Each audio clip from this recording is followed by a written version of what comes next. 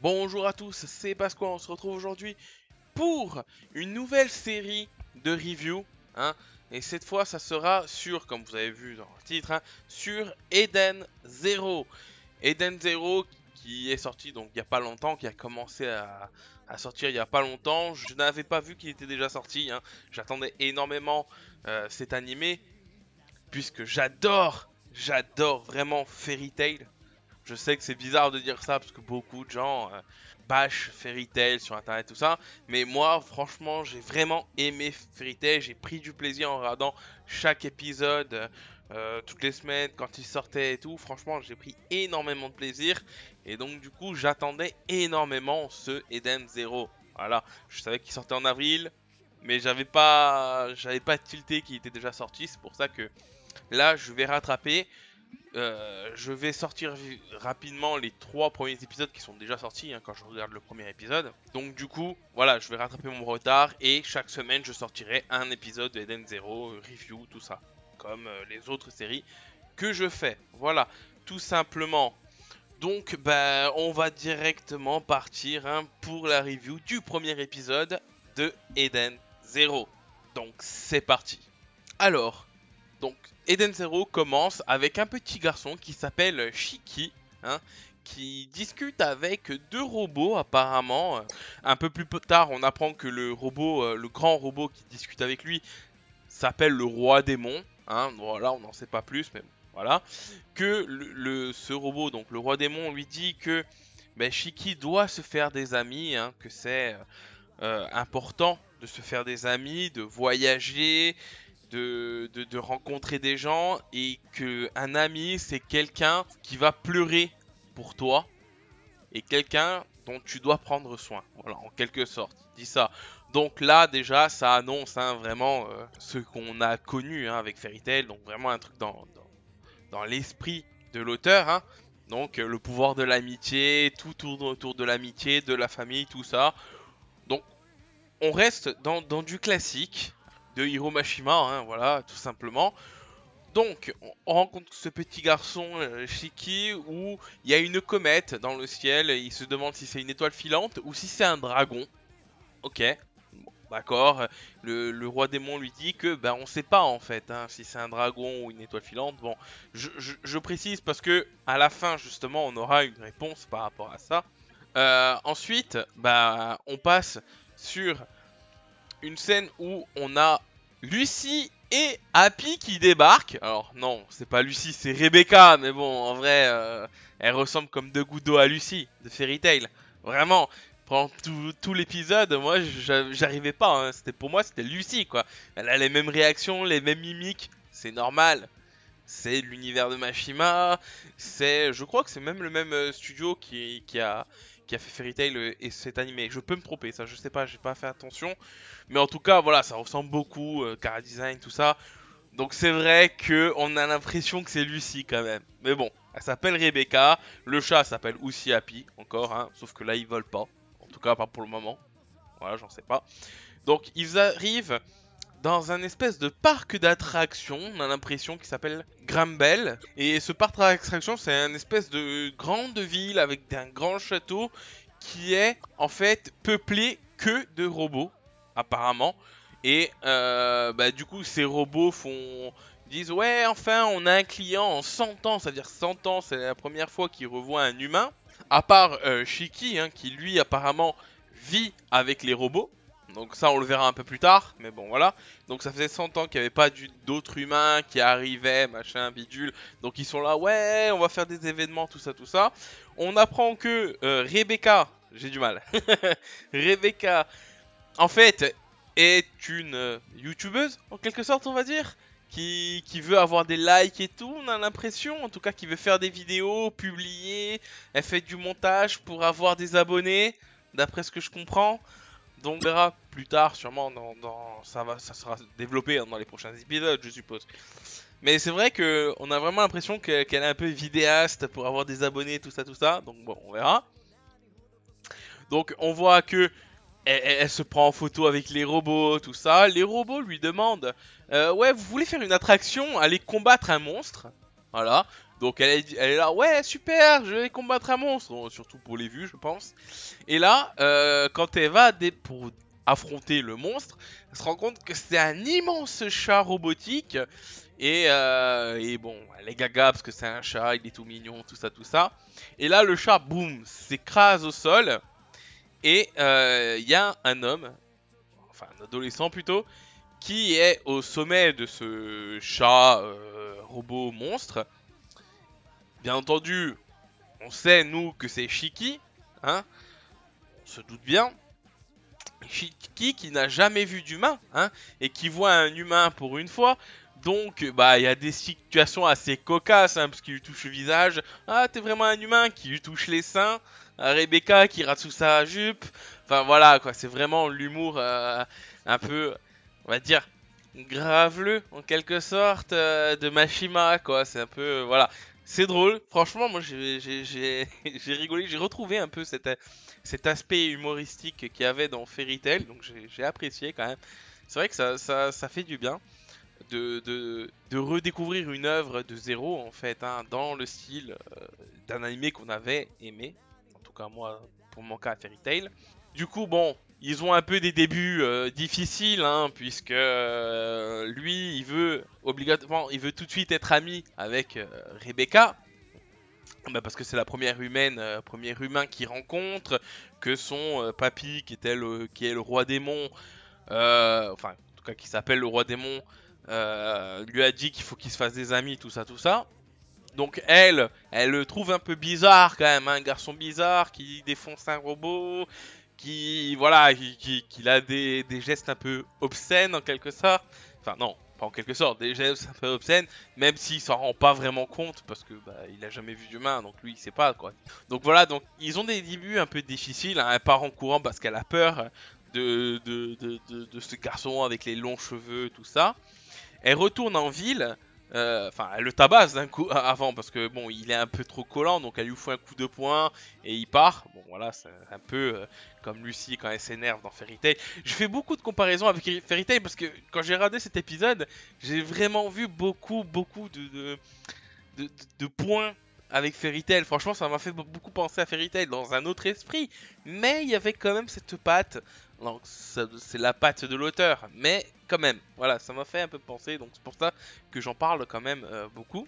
Donc, elle s'enfuit, elle va dans un restaurant, hein, qui est toujours peuplé de robots, hein, bien entendu. Et là, elle se rend compte que ben, Shiki, donc ce garçon, s'appelle Shiki. Bon, ça, nous on le savait, elle l'apprend que c'est lui, hein, qu'il est ami avec tous les robots ici présents, qu'il vit avec eux depuis longtemps, et apparemment c'est lui qui les répare. Voilà, quand les robots tombent en panne, c'est lui le mécanicien qui répare ces robots, voilà tout simplement.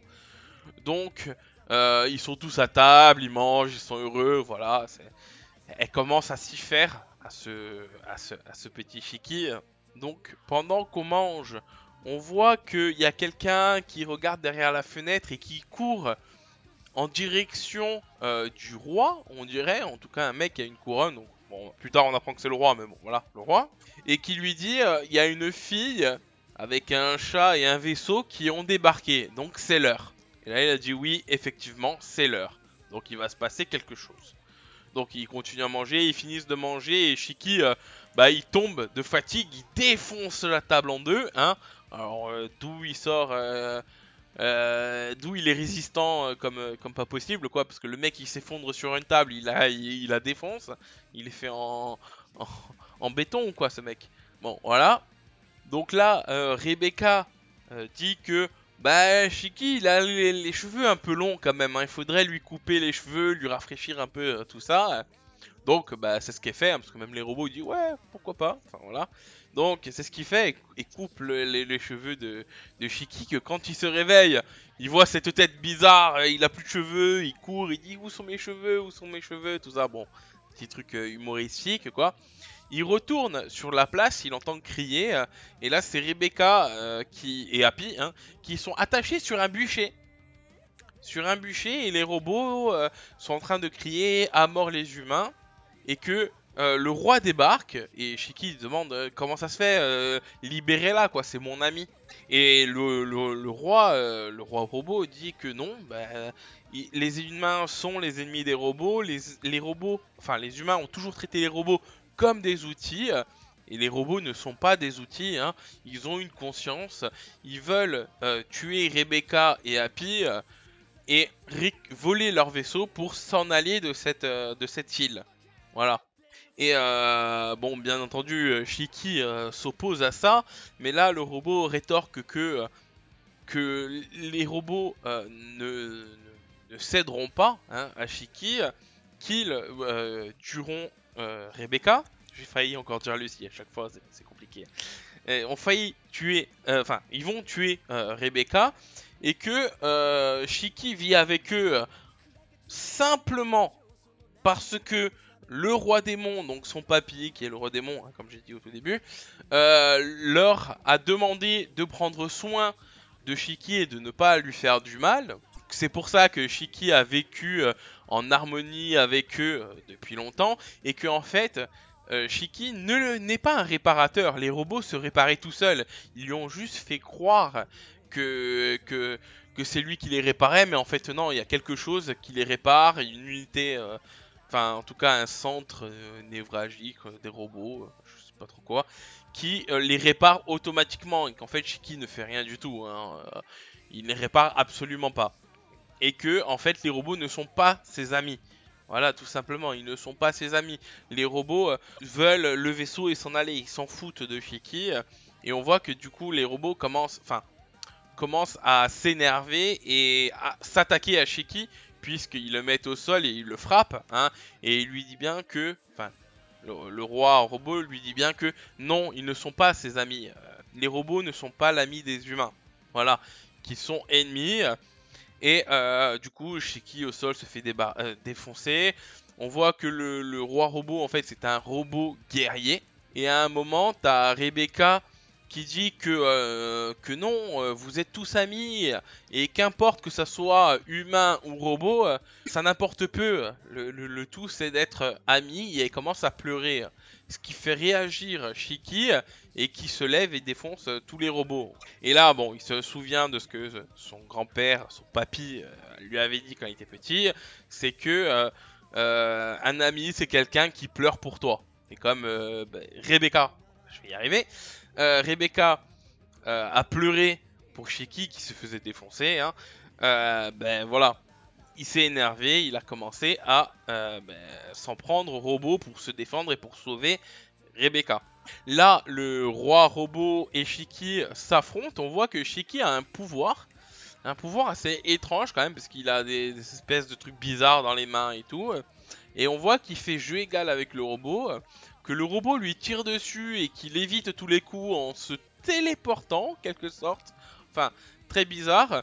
On apprend du coup, enfin, Lucie est libérée par Happy, qui se réveille, et comme c'est un chat, bah, avec ses griffes, il se libère facilement.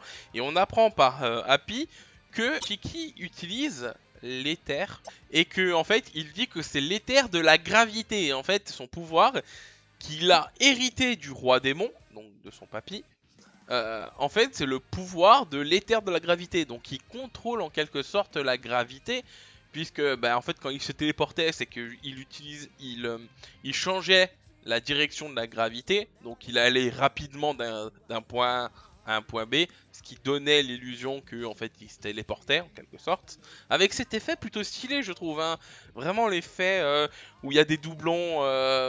Un peu lumière saturée, tout ça. J'ai trouvé ça vraiment stylé dans l'animation.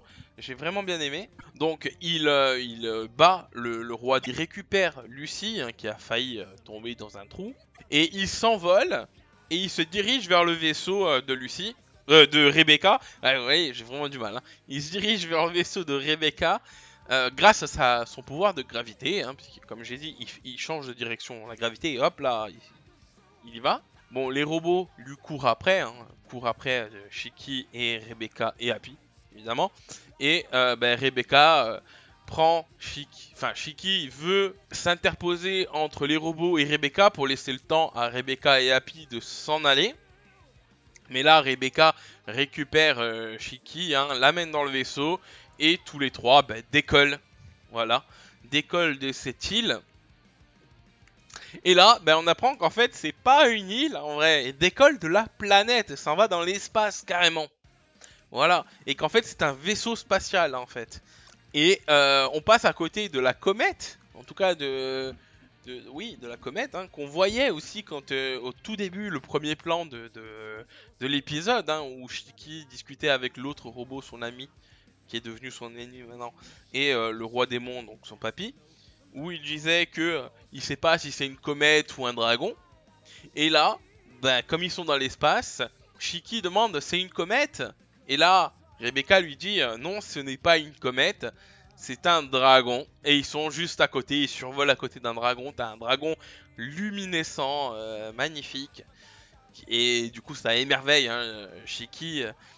Qui a toujours rêvé hein, de voir du coup le dragon que son papy lui parlait, de voir l'espace, de voir d'autres mondes, hein, parce que Shiki rêvait de partir de son île, donc là du coup de sa planète, pour voir d'autres mondes et se faire des amis. Là on apprend, du coup on retourne sur la planète, et on apprend que finalement en vrai les robots n'avaient pas de virus, n'étaient pas méchants envers Shiki, ne haïssaient pas les humains.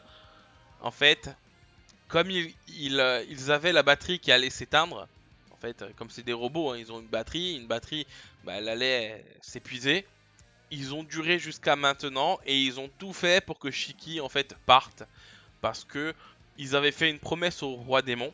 Le roi démon qui leur avait demandé que un jour, si quelqu'un débarquait avec un vaisseau, qu'ils fassent tout leur possible pour faire en sorte que Shiki parte avec ces personnes, qui s'en aillent dans d'autres mondes, puisque ils pourront pas rester éternellement avec ces robots, hein, puisque comme on le voit, les robots s'éteignent petit à petit, hein, ils n'ont plus d'énergie et meurent. Donc en vrai, ils ont fait exprès hein, d'être méchants pour pousser Shiki à s'en aller de cette planète. Franchement, j'ai trouvé ça énorme. Franchement, j'ai vraiment bien aimé ce truc-là. Je m'en doutais, hein. Je m'en doutais vraiment. Mais franchement, j'ai bien aimé. Je trouve que ça a été bien amené et tout. Vraiment, très très bien. Et du coup, t'as une séquence un peu émotion où t'as le petit robot bleu qui dit qu'ils sont toujours amis et que ça fait mal de perdre quelqu'un, même si on n'a pas de cœur et tout. Enfin voilà tout ça. Donc et il s'éteint. Voilà, je trouve ça très très beau comme truc, comme scène. Et Tashiki, donc du coup toute la planète hein, s'est éteinte. Hein. Tous les robots de la planète se sont éteintes. Enfin, en tout cas de cette île là. T'as même la machine qui s'occupait justement du fonctionnement de tous les robots de Grumble qui a cessé de fonctionner. Voilà, donc du coup tout est fini. Et t'as Shiki qui est dans le vaisseau de Rebecca qui discute et qui dit qui remercie toutes les personnes de Grumble qui l'ont élevé, qui l'ont aimé, qui étaient ses amis, hein, même si à la fin ils ont été méchants avec lui et tout. Ils étaient tous ses amis et qu'il aurait jamais pu arriver là où il en est sans eux, tout ça.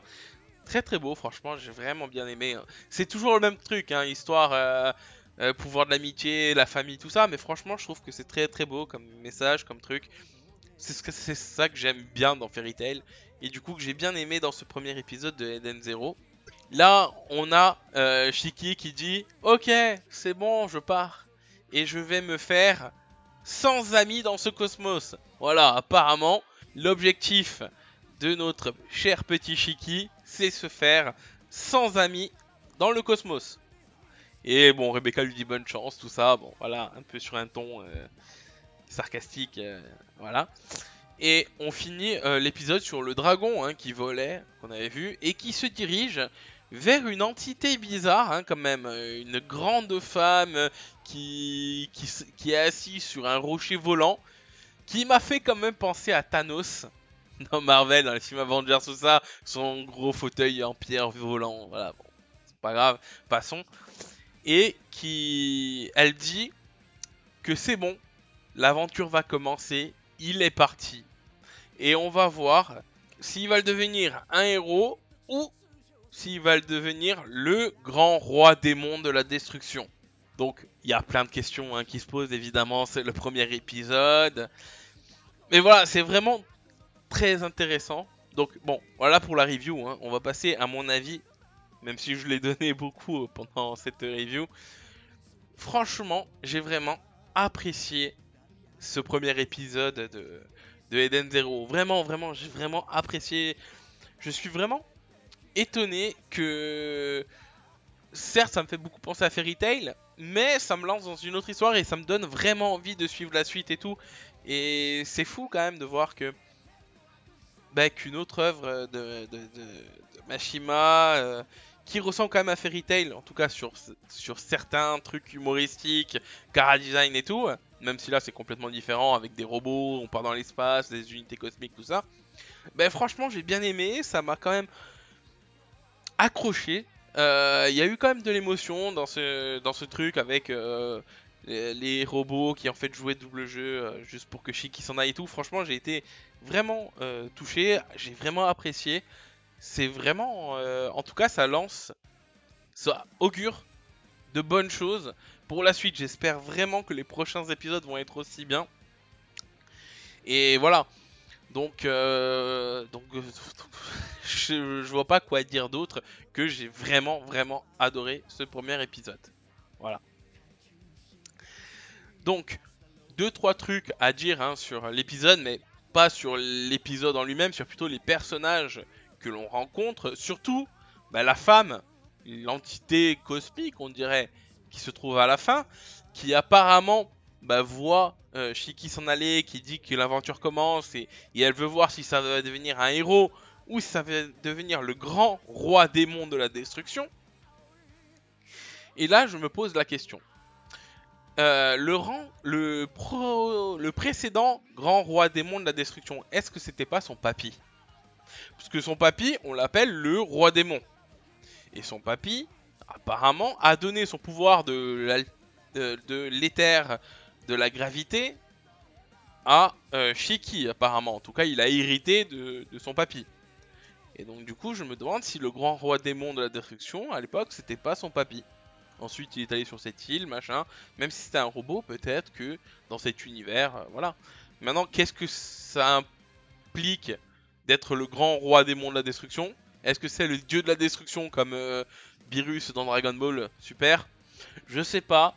C'est très mystérieux, mais en tout cas, euh, je trouve ça intéressant. On a une espèce de divinité cosmique qui observe tout de loin et qui apparemment s'intéresse à notre héros. Voilà. Donc après c'est le héros, c'est normal. Je veux dire, il va accomplir de grandes choses, tout ça, tout ça. Mais on a déjà un gros truc dès le début, je trouve. Donc voilà, j'aimerais bien, j'ai hâte d'en savoir plus sur la suite. Je ne ferai pas de théorie, hein, à part bon, la petite truc que j'ai dit par rapport à son papy. Mais d'autres théories, je vois pas ce que je peux faire d'autre puisqu'on est juste au début et j'ai pas matière à faire ou à parler d'autres choses quoi. Donc bah, voilà pour cette review. N'hésitez pas à mettre en commentaire, me dire ce que vous avez pensé de cet premier épisode de Eden Zero, hein, ça m'intéresse. De me dire aussi si vous avez aimé cette review hein, en pouce bleu, en pouce en l'air. Et de vous abonner à cette chaîne puisque bah, il y aura plus de reviews sur Eden Zero et sur bien d'autres animés. Voilà, donc bah, moi je vous dis à la prochaine. Ciao.